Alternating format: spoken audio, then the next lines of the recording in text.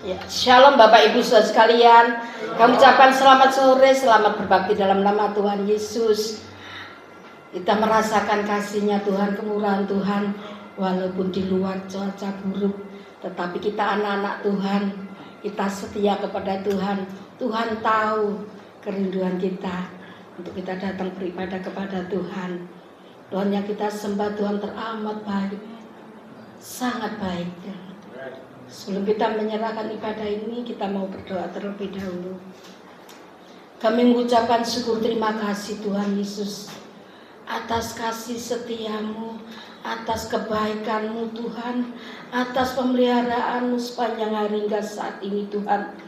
Kalau kami ada sebagaimana ada kami sekarang ini Tuhan Yesus, ini suatu anugerah kami, buat kami Tuhan, suatu kemenangan buat kami Tuhan. Kalau kami melihat keadaan dunia semakin hari semakin susah, semakin mencemaskan Tuhan, tetapi kami mempunyai Tuhan Yesus. Kami merasakan pertolongan-Mu yang luar biasa dalam hidup kami. Asal kami percaya kepadamu Tuhan, asal kami mengandalkan Kau Tuhan, karena Kau Allahku, Allah satu-satunya tempat pengharapan kami, tempat perlindungan kami Tuhan Yesus. Terima kasih Tuhan, kami akan menyerahkan ibadah ini sepenuhnya di dalam tangan-Mu. Kami juga menyerahkan akan saudara kami yang masih di dalam perjalanan Tuhan Yesus. Tuhan sertai, Tuhan hentar sampai tempat ini dengan selamat, untuk kami siap memuji memuliakan nama-Mu. Terima kasih Tuhan, persiapan hati pikiran kami Tuhan Yesus hanya tertuju kepadamu saja Tuhan. Terima kasih Tuhan, kami akan mulai ibadah ini dari permulaan, pertengahan, sampai akhirnya hanya di dalam nama Tuhan Yesus. Kami sudah berdoa dan mengucap syukur. Haleluya. Amin. Penyertaan-Mu Tuhan, segalanya bagi kami Tuhan.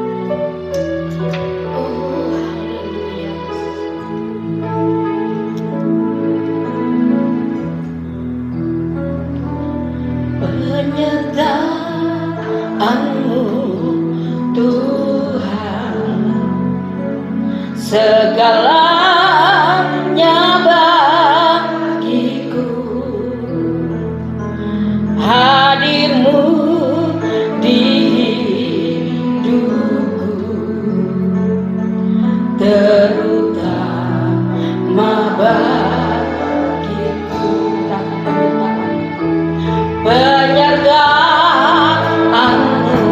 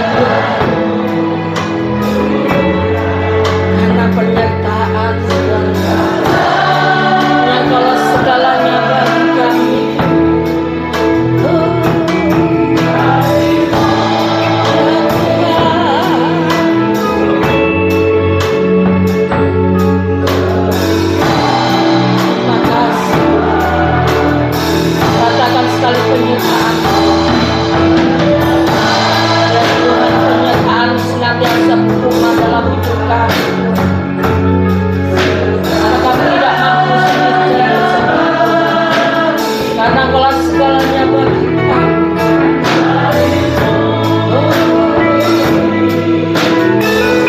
Karena semuanya dengan anugerah. Katakan anugerah-Mu, anugerah-Mu.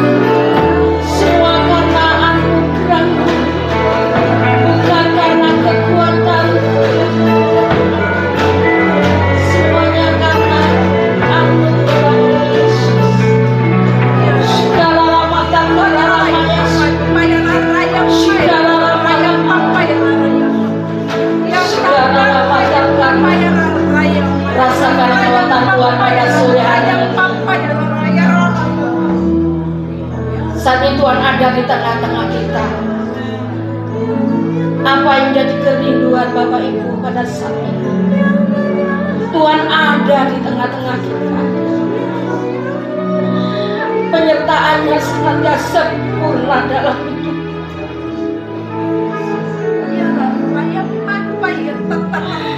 Dan karena kasih dan sayang segala mata kalamaya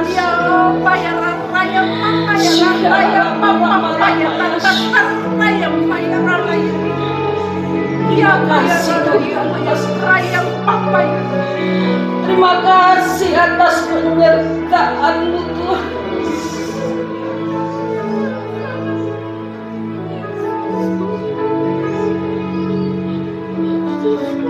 Kami merasakan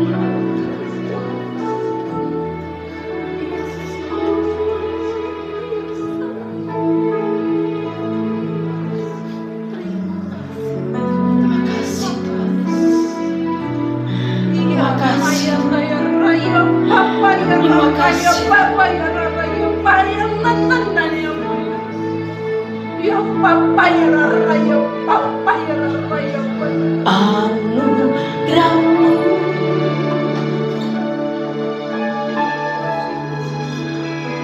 anugerah-Mu, semua karena anugerah-Mu,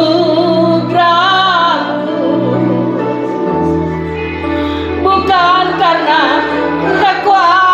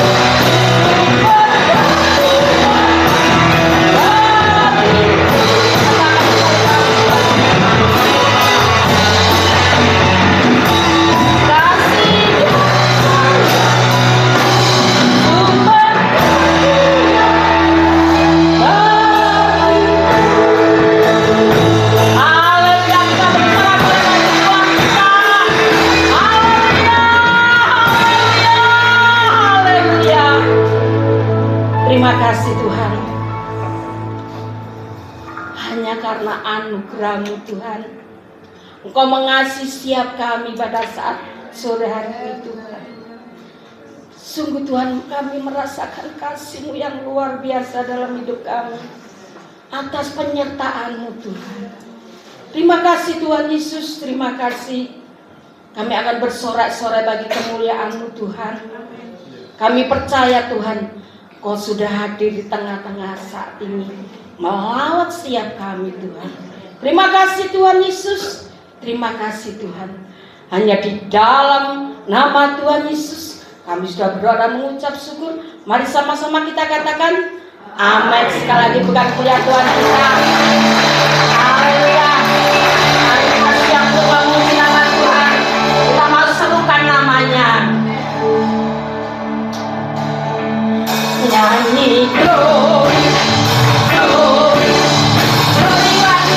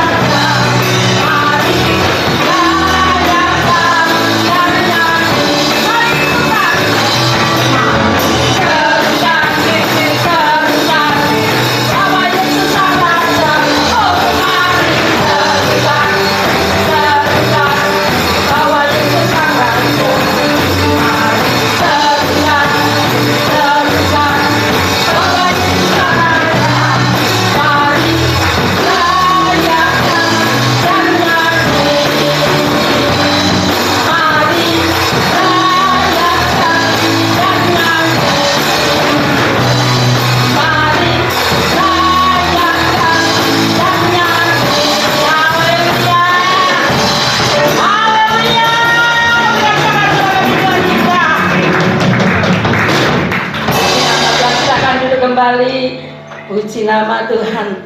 Bila kita senantiasa menyerukan namanya, nama yang berkuasa. Hanya kasih-Mu Tuhan. Kasih. Makasih Tuhan. Bahwa kami selalu melekat dengan-Mu Tuhan Yesus.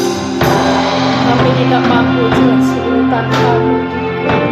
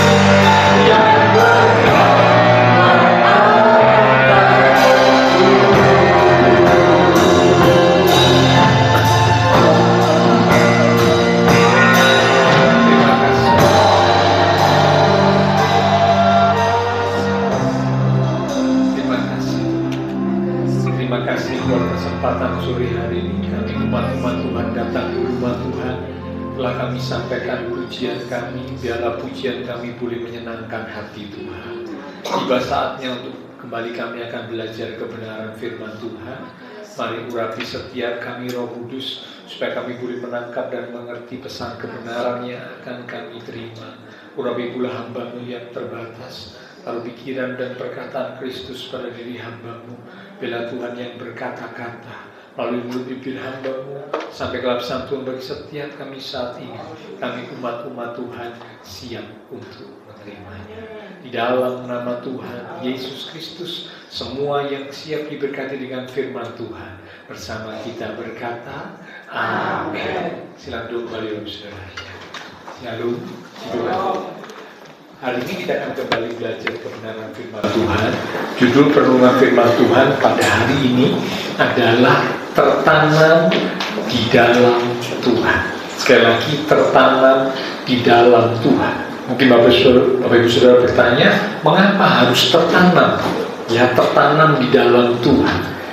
Mari kita akan membuka Alkitab dari kitab Mazmur pasal yang ke-92 di ayat yang ke-13 mulai sampai dengan ayat yang ke-16. Mazmur 92 di ayat yang ke-13 mulai. Kalau di Alkitab buku atau Alkitab manual itu ayat yang ke-12. Tapi kalau di Alkitab elektronik itu di ayat yang ke-13. Demikian firman Tuhan. Orang benar akan bertunas seperti pohon kurma, akan tumbuh subur seperti pohon aras di Libanon. Mereka yang ditanam di bait Tuhan, sekali lagi, mereka yang ditanam di bait Tuhan akan bertunas di pelataran Allah kita. Pada masa tua pun mereka masih berbuah, menjadi gemuk dan segar, untuk memberitakan bahwa Tuhan itu benar, bahwa Ia Tuhan gunung batuku dan tidak ada kecurangan padanya. Amin. Nah, Bapak Saudara, di ayat yang ke-14 ya, itu menjadi perhatian kita, dikatakan mereka yang ditanam di bait Tuhan. Ada kata ditanam di bait Tuhan. Ini berarti ditanam di dalam Tuhan. Itulah sebabnya judul perenungan firman Tuhan, tertanam di dalam Tuhan. Nah, orang yang ditanam di bait Tuhan itu dikatakan sebagai orang yang benar. Mereka akan bertunas seperti pohon kurma, dan mereka akan tumbuh subur seperti pohon aras. Mengapa digambarkan bertunas seperti pohon kurma dan tumbuh subur seperti pohon aras di Libanon? Untuk orang yang tertanam di dalam Tuhan. Ya, nanti kita akan belajar sama-sama. Nah, orang yang tertanam di dalam Tuhan dikatakan sampai pada masa tua pun mereka masih berbuah.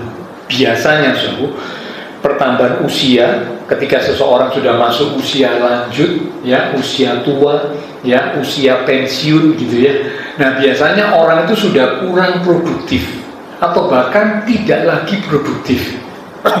Mungkin di usia 55, 60 atau 65 itu orang sudah kurang produktif atau bahkan tidak lagi produktif.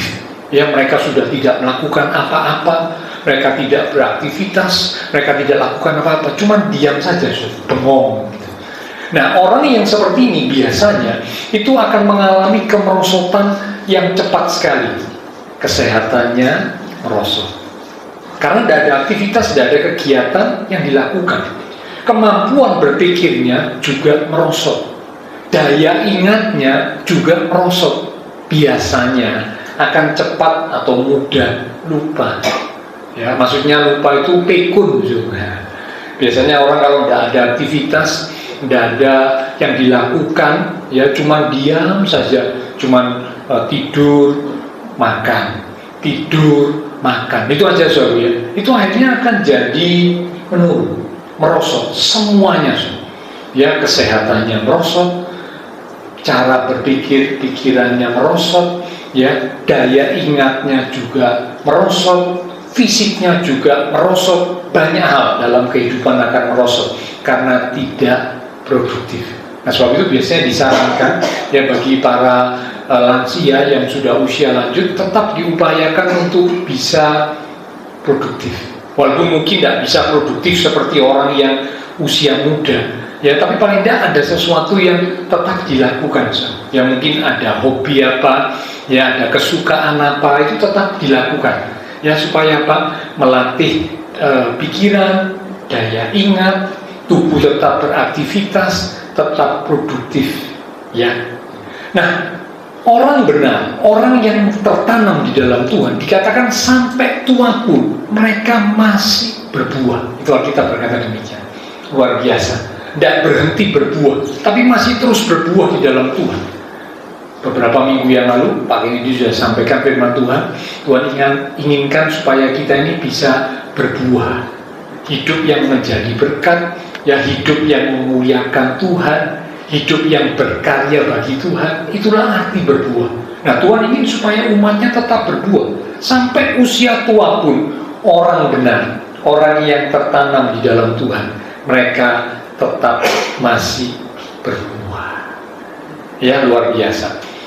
Nah, ketika orang benar, orang yang tertanam di dalam Tuhan sampai masa tua mereka berbuah, itu mereka jadi kesaksian.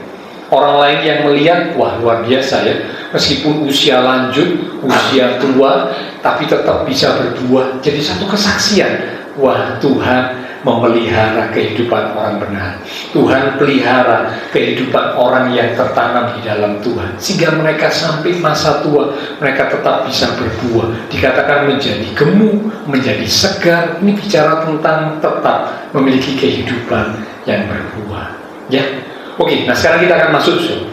Dikatakan orang yang tertanam di dalam Tuhan, mereka digambarkan seperti pohon kurma yang bertunas dan seperti pohon aras yang tumbuh dengan subur.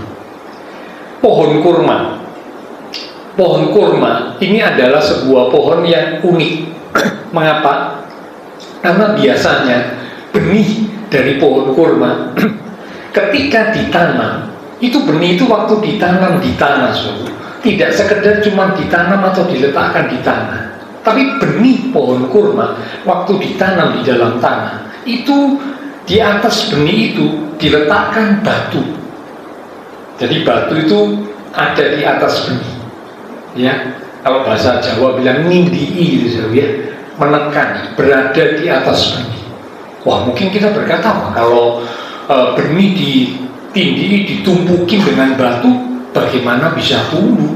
Tidak mungkin. Ya, ini kalau pikiran kita secara umum ya, kita berkata, wah, bagaimana bisa tumbuh? Tidak mungkin. Tapi khusus untuk benih kurma yang ditanam di daerah padang gurun, itu diletakkan di atasnya itu batu. Apa tujuannya? Ternyata batu yang diletakkan di atas benih kurma itu punya dua tujuan. Yang pertama, benihnya supaya tidak tertiup oleh angin, karena di padang gurun itu angin bertiup dengan sangat kencang. Nah, kalau benih itu tidak ditekan, ditumpukin batu, benih itu bisa terbawa oleh angin, terbawa oleh angin, tidak bisa bertunas, tidak bisa bertumbuh karena terbawa oleh angin. Tapi karena ditumpukin oleh batu yang cukup berat, maka benih itu tidak akan terbawa oleh angin, meskipun ada angin yang bertiup dengan kencang, karena ada batu yang menekan benih itu. Itu yang pertama. Yang kedua, batu diletakkan di atas benih kurma dengan tujuan supaya kurma itu sebelum bertumbuh, dia itu berakar dulu. Sekarang, batu diletakkan di atas benih pohon kurma supaya sebelum benih kurma itu bertumbuh, bertunas, benih kurma itu berakar dulu.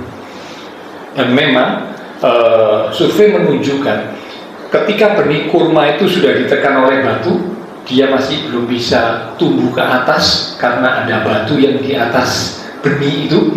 Benih itu akan ke bawah, ke tanah ke bawah, makin dalam, makin dalam, makin dalam. Dengan tujuan apa? Dia bisa punya akar yang kuat, dan akarnya itu bisa mencapai air di kedalaman tertentu. Ya, karena di padang gurun itu sulit untuk mendapatkan air, tidak mudah. Nah, biasanya tempat yang ada air itu adalah yang dalam, ya, bagian tanah yang cukup dalam.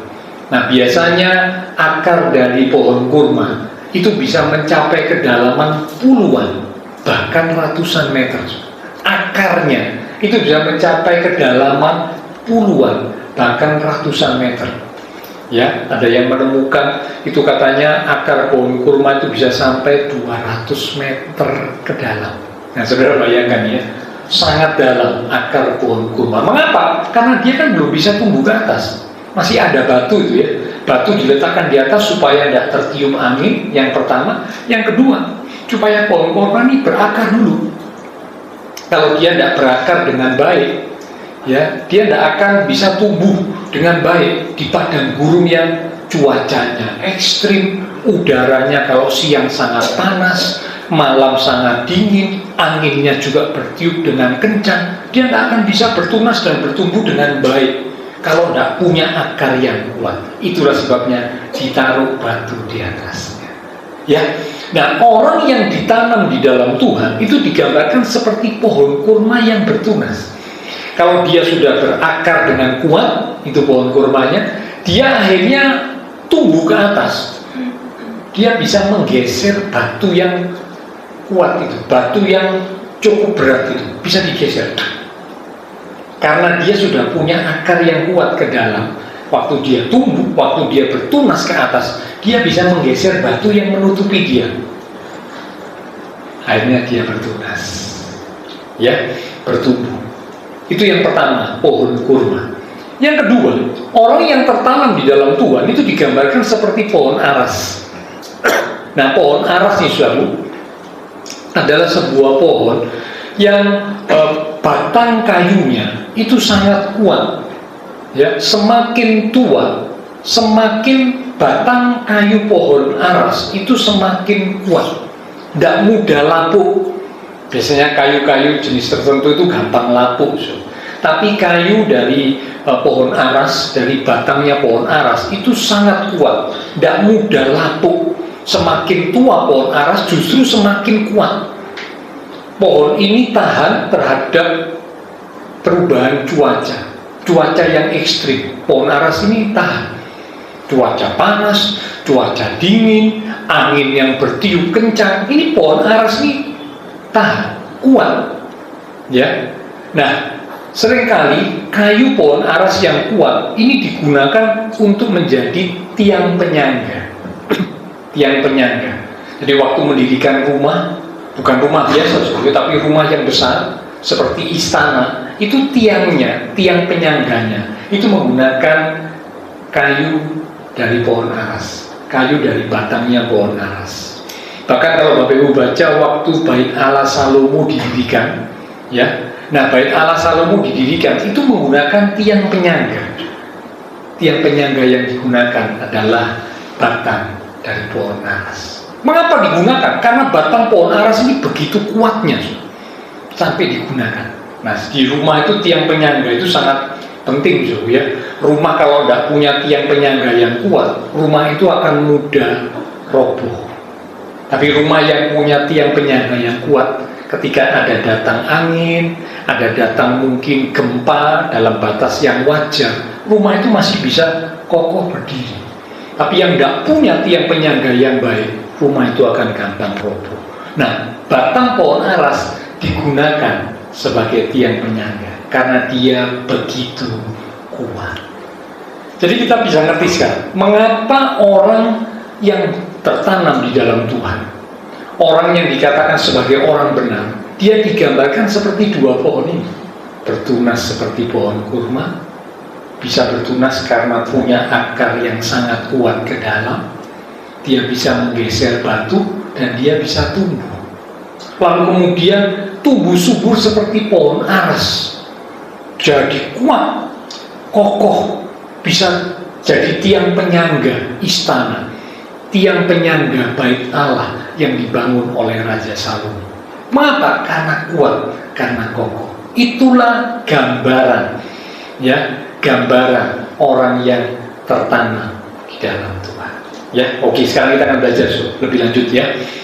Orang yang sungguh-sungguh tertanam di dalam Tuhan, dia akan bisa melakukan atau mengatasi hal-hal yang sulit. Ada 4 hal yang bisa dilakukan, yang bisa diatasi oleh orang yang sungguh-sungguh tertanam di dalam Tuhan. Hari-hari ke depan itu masa makin sukar. Sudah ada banyak hal disampaikan, ya, mungkin Bapak Ibu Saudara sudah mengikuti berita juga, ya, kesulitan dalam kehidupan itu semakin meningkat di tahun depan, tahun 2025 ke depan, ya. BBM naik atau apalah yang lagi yang naik, ya, kehidupan makin sulit, ya, pekerjaan juga makin sulit, ya. Ini katanya UMK atau apa itu, ya, mau dinaikkan. Nah, waktu saya baca dinaikkan, tentunya biasanya para pegawai buruh itu senang, tapi ternyata pegawai buruh tidak puas karena mereka punya tuntutan naiknya itu harus tinggi, ya, padahal sudah dinaikkan. Nah, itu para pengusaha ternyata juga protes.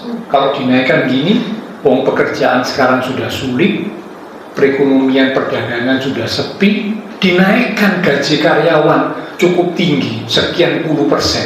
Nah, ini nanti bagaimana mereka bisa menjalankan perusahaan dengan baik? Sehingga diprediksi bisa terjadi gelombang PHK yang lebih besar lagi di masa yang akan datang. Ketika UMK, UMR itu dinaikkan senilai tertentu. Nah, ini jadi satu dilema bagi kehidupan manusia di masa yang akan datang. Nah, memang Alkitab berkata di masa yang akan datang, akhir zaman akan datang masa yang sukar.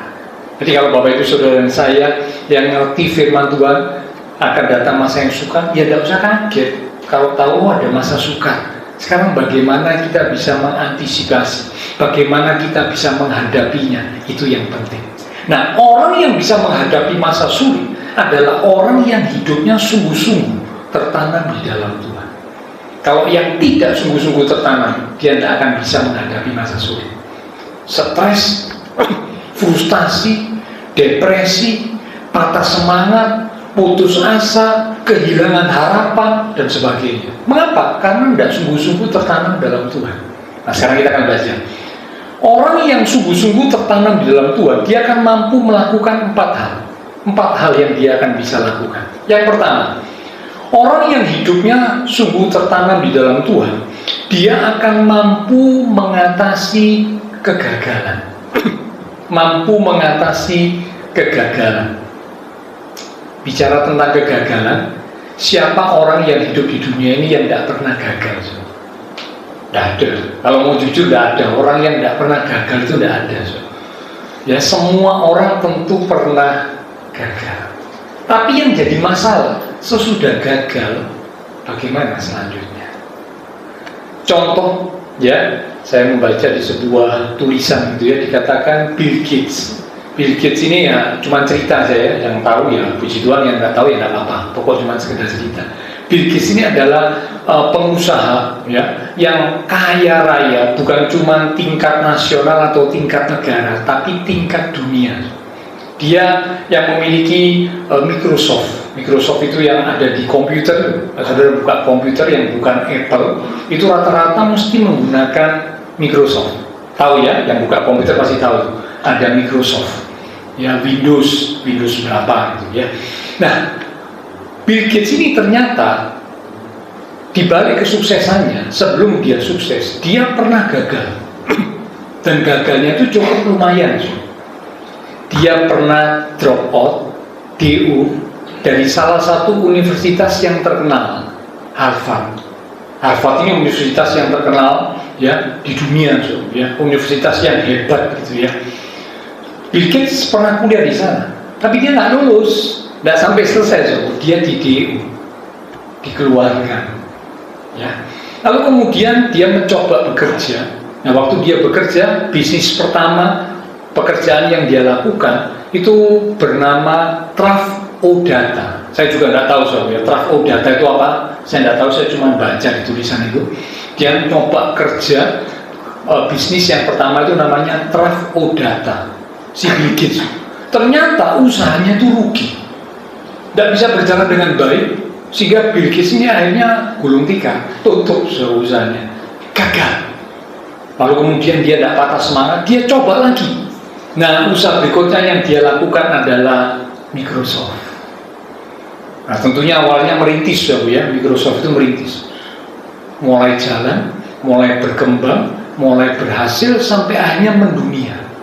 Dan sekarang, wah, dia sudah jadi orang yang boleh dikatakan hampir menjadi orang yang sangat kaya di dunia, Bill Gates. Tapi di balik kekayaan kesuksesannya, dia pernah gagal. Thomas Alva Edison, penemu bola lampu, ya, dia itu sebelum bisa menemukan bola lampu, dia mengalami banyak kegagalan. Kegagalannya itu dikatakan dia 1000 kali gagal melakukan percobaan. Percobaan apa gagal, percobaan apa gagal, mencoba menemukan apa gagal, percobaan apa lagi gagal, sampai 1000 kali. Sampai akhirnya dia berhasil menemukan bola lampu atau lampu pijar, penerangan, ya, untuk rumah orang-orang tinggal. Ditemukan oleh Thomas Alva Edison yang berulang kali gagal. Kegagalan adalah sesuatu yang normal, wajar.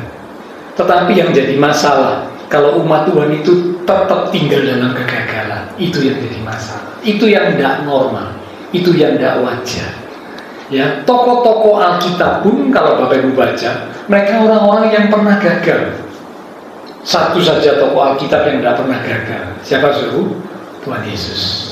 Selebihnya yang lain semua pernah gagal. Adam gagal, dia gagal jadi suami yang baik, sehingga Hawa akhirnya dibiarkan berkomunikasi dengan ular.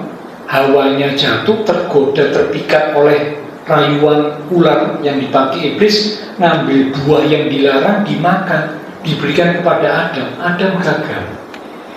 Abraham juga pernah gagal, ya, ingat dalam kisah Hagar, pernah gagal, ya. Lalu kemudian Daud juga sama. Daud seorang yang pernah gagal, dia pernah melakukan pembunuhan yang berencana, bukan tangannya, tapi dia yang merencanakan pembunuhan atas Uria, pernah gagal, ya.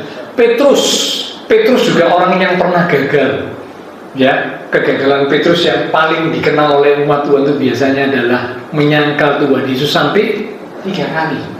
Gagal, Sebenarnya kegagalan Petrus tidak lebih kecil dari kegagalannya Yudas Iskariot, enggak, sama, Cuman bedanya Petrus bisa mampu mengatasi kegagalannya dengan baik. Dia menyesal, dia bertobat.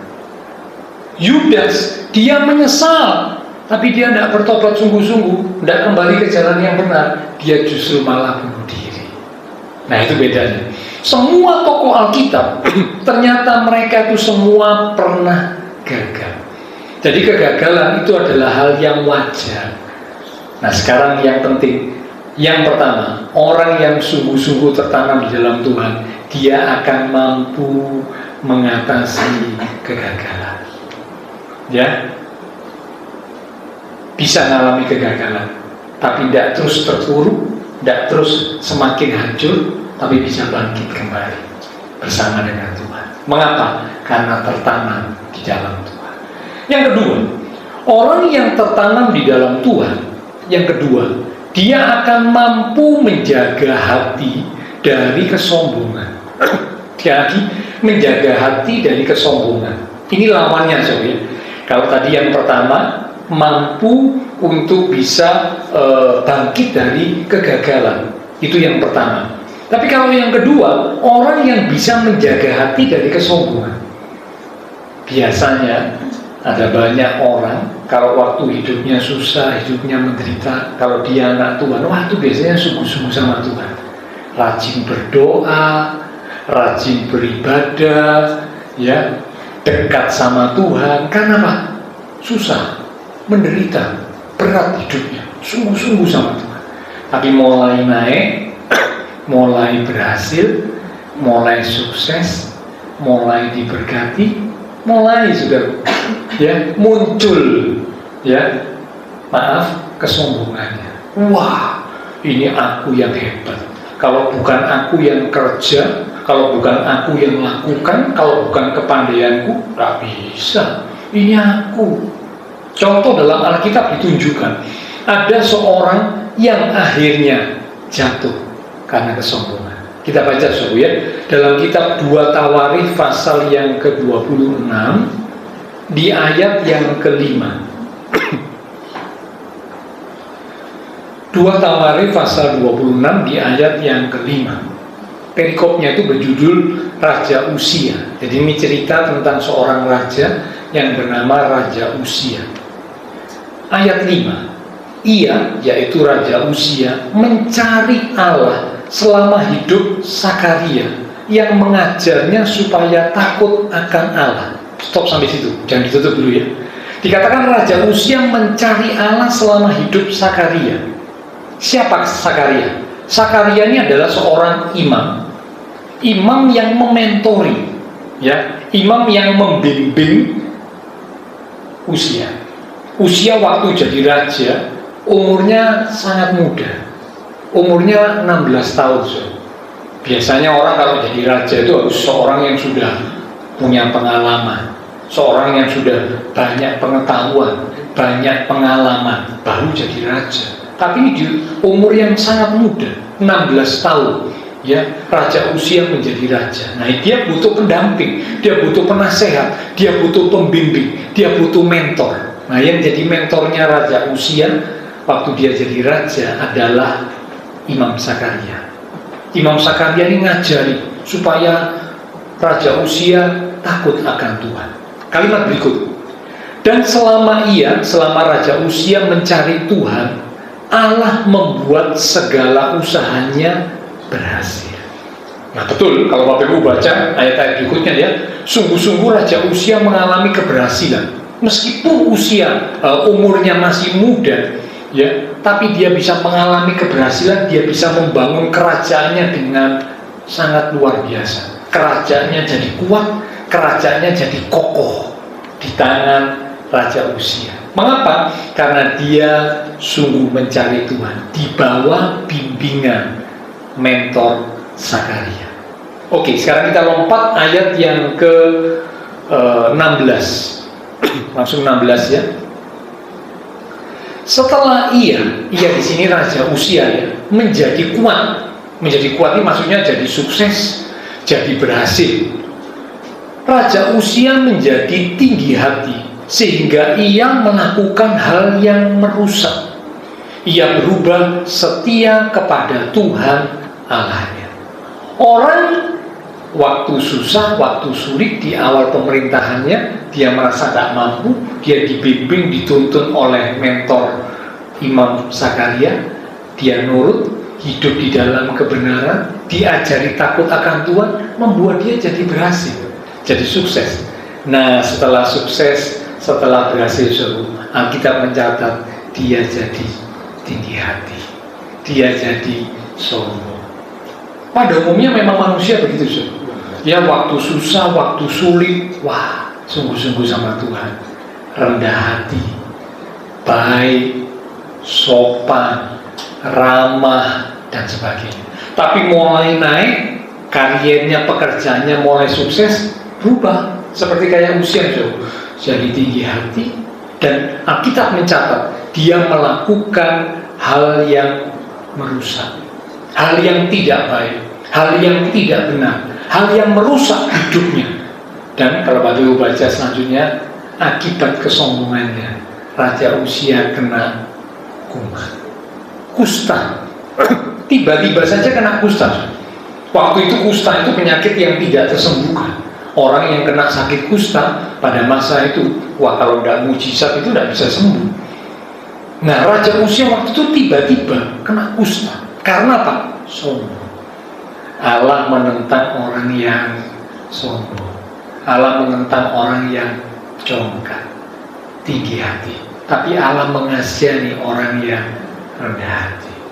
Ya, nah, mana yang kita pilih? Jadi orang yang ditentang Tuhan, orang yang dilawan Tuhan, atau jadi orang yang dikasihani Tuhan? Nah, kalau kita sadar tentu yang kita pilih adalah yang dikasihani Tuhan. Nah, supaya dikasihi Tuhan jadi orang yang bagaimana? Orang yang rendah hati. Sadari bahwa keberhasilan kita, kesuksesan kita itu adalah anugerah Tuhan semata. Ya, kalau bukan karena Tuhan, nggak bisa. Sadari, akui Tuhan, semua ini karena Tuhan. Kalau bukan karena Tuhan, aku nggak bisa. Daud adalah seorang yang luar biasa. Ketika dia sudah sukses menjadi raja yang hebat, ya, di pemerintahan Daud itu kan kerajaan Israel jadi kokoh.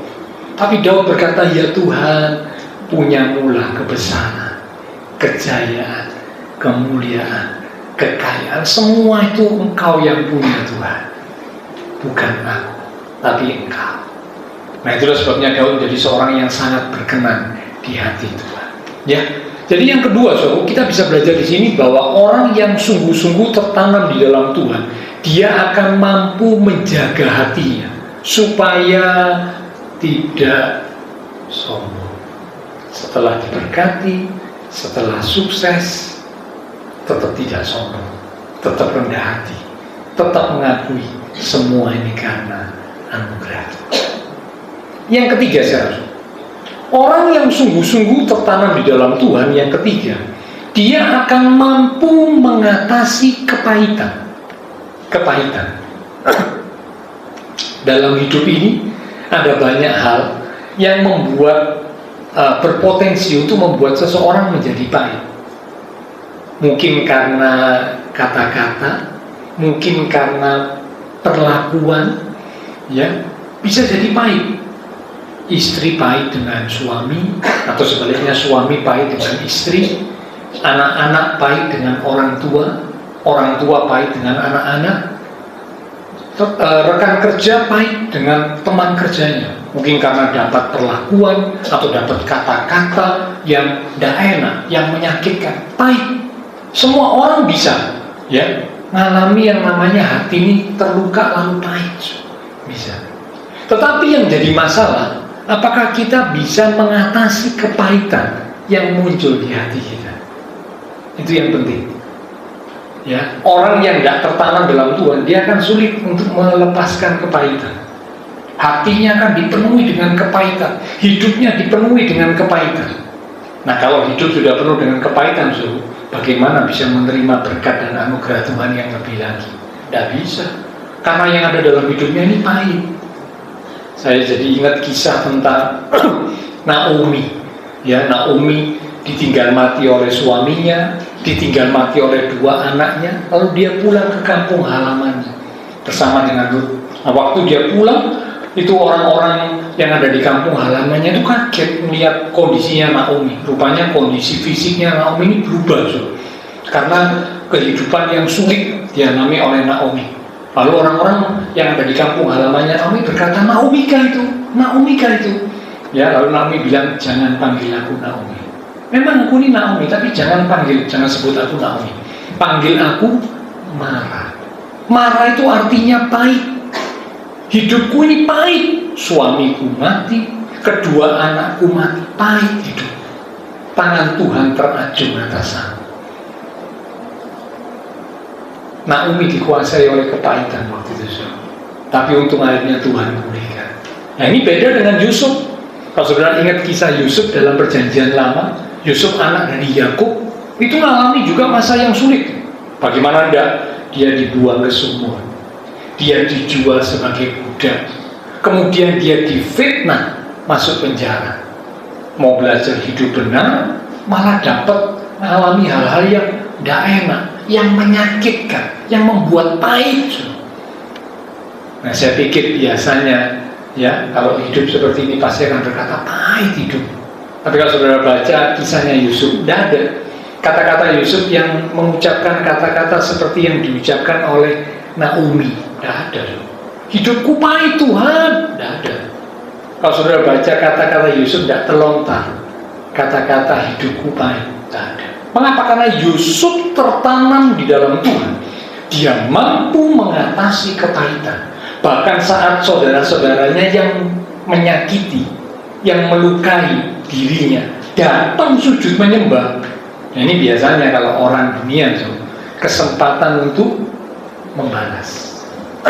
Dulu kamu bikin aku susah sampai aku jadi budak, sampai aku masuk penjara. Sekarang tak balas. Dia tinggal panggil prajurit atau pengawalnya, pengawal, ini orang-orang ini siksa, ya, disiksa sampai setengah mati. Jangan dibiarkan mati dengan gampang, siksa sampai setengah mati. Mungkin kukunya dicopotin satu-satu, matanya dicungkil, nah, mungkin gitu sampai tangannya dipotong, kan biasa saja. Kalau Yusuf mau lakukan itu bisa, so, karena Yusuf punya kuasa. Tapi Yusuf yang hatinya tidak dikuasai kepahitan. Yusuf seorang yang sungguh-sungguh tertanam di dalam Tuhan. Dia mampu mengatasi kepahitan.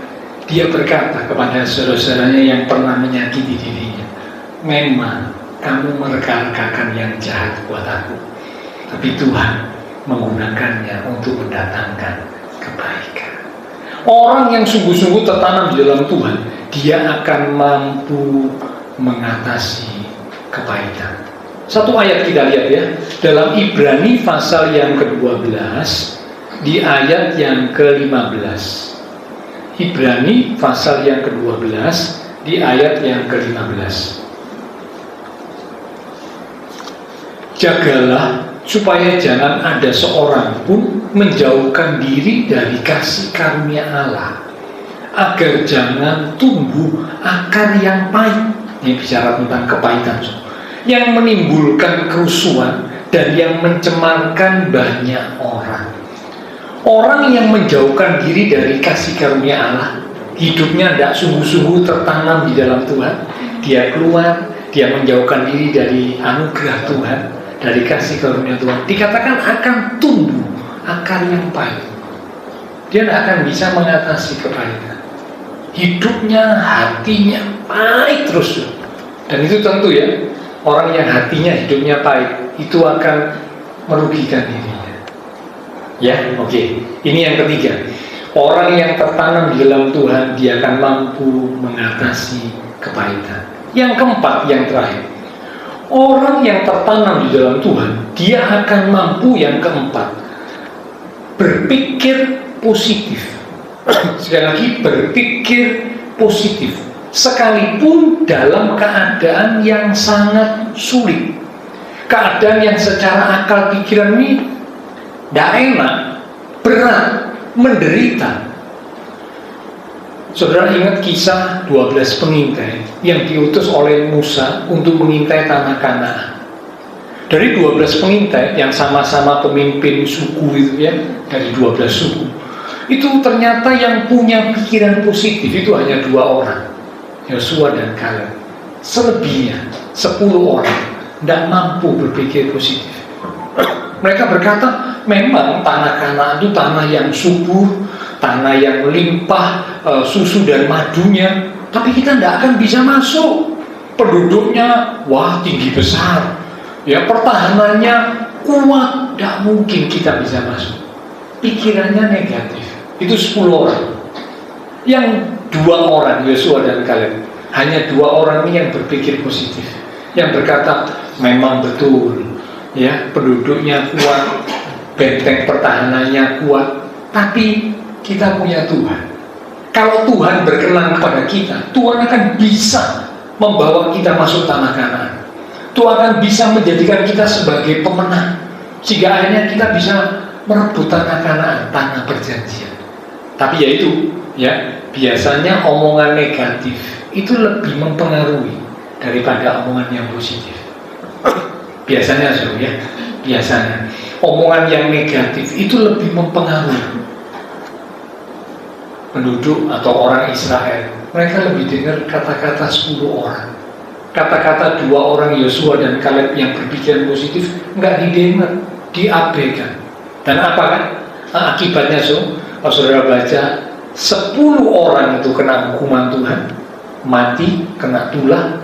Lalu semua orang Israel yang percaya dan dengar kata-kata 10 orang, semua orang Israel itu tidak bisa masuk Kanaan. Yang bisa masuk Kanaan itu hanya 2 orang yang berpikiran positif, Yosua dan Kaleb, serta orang-orang Israel yang lahir di perjalanan. Tapi yang keluar dari Mesir yang sudah melihat banyak mujizat, tapi tetap tidak percaya, tetap berpikiran negatif, tidak bisa menggapai janji Tuhan. Ya, jadi itulah 4 hal. Orang yang sungguh tertanam di dalam Tuhan, dia akan jadi orang yang kuat. Digambarkan seperti pohon kurma yang bertunas, digambarkan seperti pohon aras yang bisa tumbuh dengan subur. Ini bicara tentang orang yang kuat, ya, karena tertanam dalam Tuhan, sehingga dia mampu melakukan 4 hal yang kita sudah belajar bersama pada malam ini. Yang pertama, mampu mengatasi kegagalan. Yang kedua, mampu menjaga hati dari kesombongan. Yang ketiga, mampu mengatasi kepahitan. Dan yang keempat, yang terakhir, senantiasa berpikir positif. Biarlah kiranya firman Tuhan boleh jadi berkat untuk kita sekalian. Saya rindu mengajak Bapak Ibu Saudara bersama saya, ayo kita belajar jadi umat Tuhan yang semakin tertanam dalam Tuhan, semakin sungguh-sungguh dalam Tuhan. Ya, masa-masa yang akan datang yang semakin sulit tidak akan menghancurkan kita, karena kita tertanam dalam Tuhan.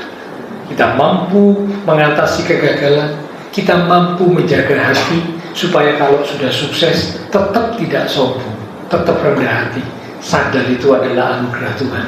Kita mampu mengatasi kepahitan. Mungkin ada hal atau orang-orang yang menyakiti kita, melukai hati kita, tapi tetap kita tidak mau dikuasai oleh kepahitan, karena kita tetap ada dalam kasih karunia Tuhan, tidak menjauh dari kasih karunia Tuhan. Dan yang terakhir, belajar untuk berpikir positif. Hidup sulit, ada tantangan, tapi tetap percaya, tetap berpikir positif karena kita punya Tuhan. Amin. Silakan pelayan mimbar kembali maju ke depan. Nanti tanggal 25 Desember kita ada Natal bersama di tempat ini, ya. Jadi bukan 22, tapi 25 Desember jatuh pada hari Rabu. Nah, di tempat ini Natal dilaksanakan tetap jam 6 sore. Ya, jam 6 sore ada acara khusus mengundang Bapak Ibu Saudara bisa sama-sama hadir di Natal di tempat ini 25 Desember hari Rabu jam 6 sore. Tuhan berkati kita sekalian.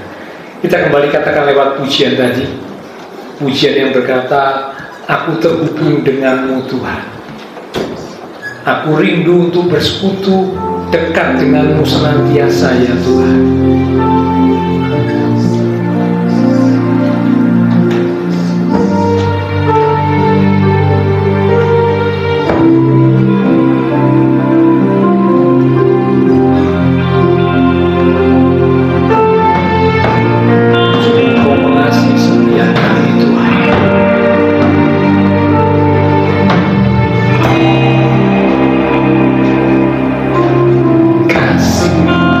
Layakkan surga.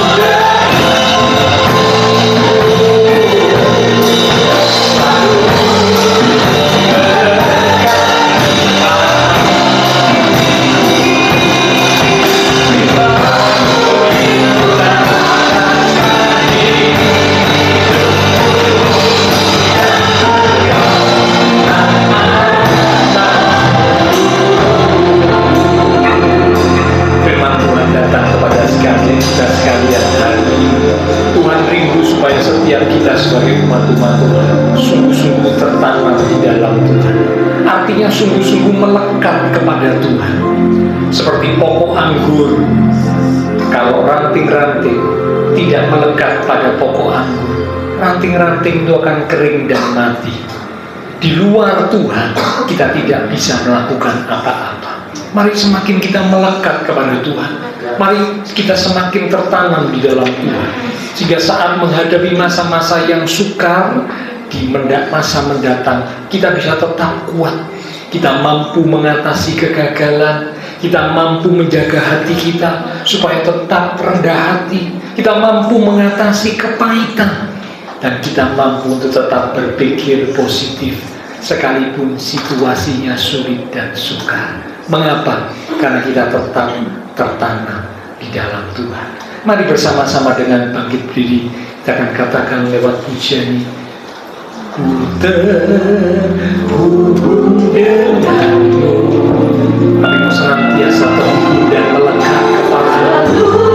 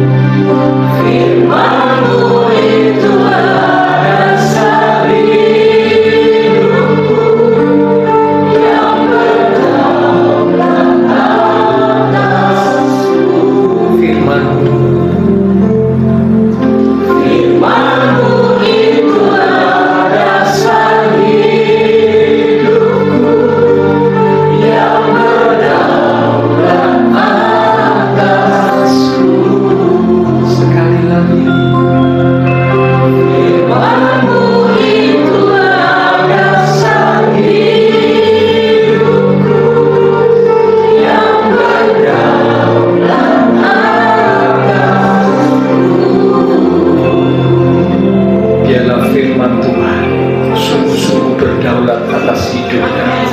Hidup kami dipimpin, dituntun oleh firman Tuhan. Jika kami boleh semakin tertanam di dalam Tuhan, jadi umat-umat Tuhan yang kuat di dalam Tuhan, bertunas seperti pohon kurma, tumbuh subur seperti pohon aras. Terima kasih Tuhan, hamba terbatas untuk menjelaskan. Roh Kudus yang akan terus mengingatkan firman Tuhan, sehingga kami tidak putus asa, kami tidak patah semangat, kami tidak kehilangan pengharapan, karena kami punya Tuhan Yesus. Kami sungguh-sungguh tertanam di dalam Tuhan. Tuhan menolong dan memampukan kami menghadapi semua dan keluar sebagai pemenang. Terima kasih Tuhan. Hamba berdoa biarlah Engkau memberkati setiap umat-umat-Mu ya Tuhan. Diberkati iman rohani, diberkati keluarga rumah tangga, diberkati usaha pekerjaan, studi sekolah, diberkati kesehatan kami, diberkati masa depan kami. Engkau berjanji menyediakan masa depan yang indah, penuh dengan pengharapan. Terima kasih Tuhan, semua yang sudah melayani, persembahan yang dipersembahkan, apapun yang dilakukan setiap umat-Mu ya Tuhan, karena mengasihi Engkau, Allah sumber segala berkat, akan memberkati kembali dan terus memakai hidup kami untuk boleh lebih lagi memuliakan Tuhan. Berdoa buat teman-teman seiman yang membutuhkan bantuan doa untuk mereka-mereka yang sakit, kesehatan Ibu Gunadi, Bapak Gunadi, dan juga yang lain yang sakit. Kami terus berdoa Tuhan, Engkau menjamah, Engkau melawat. Kami percaya bahwa bagi Tuhan tidak ada yang mustahil. Engkau sanggup untuk menyembuhkan. Sebab itu kami berdoa, biarlah Engkau yang jamah, Engkau yang sembuhkan di dalam nama Tuhan Yesus Kristus. Oleh bilur Tuhan Yesus, yang sakit Tuhan sembuhkan, yang lemah Tuhan kuatkan, yang susah Tuhan hiburkan. Bahkan yang sedang menghadapi masalah pergumulan, dengan iman yang teguh tetap percaya dan menantikan Tuhan, Tuhan akan berikan pertolongan tepat pada waktunya. Jalan keluar dari Tuhan dinyatakan, karena bagi Tuhan tidak ada yang mustahil. Kami berdoa memberkati bangsa negara kami Indonesia, pemimpin-pemimpin bangsa kami, kota kami Surabaya, demikian juga tetangga lingkungan sekitar gereja Tuhan.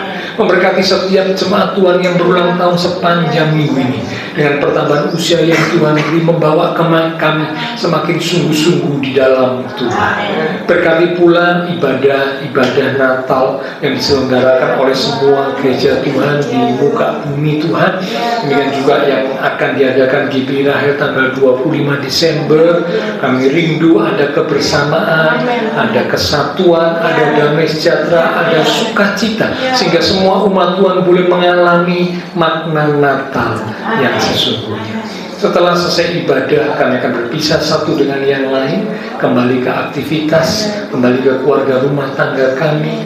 Biarlah segala berkat, anugerah, damai, sukacita yang melimpah dari Allah Bapa Surgawi, kasih Tuhan Yesus Kristus, dan persekutuan dengan kuasa Roh Kudus akan terus memimpin menuntun langkah kehidupan setiap kita. Itu terus minta kita sekalian mulai malam ini sampai Maranatha, Tuhan Yesus datang kembali. Di dalam nama Tuhan Yesus Kristus, semua yang percaya diberkati Tuhan. Mari bersama dengan iman kita berkata, Amin. Tuhan berkati kita sekalian.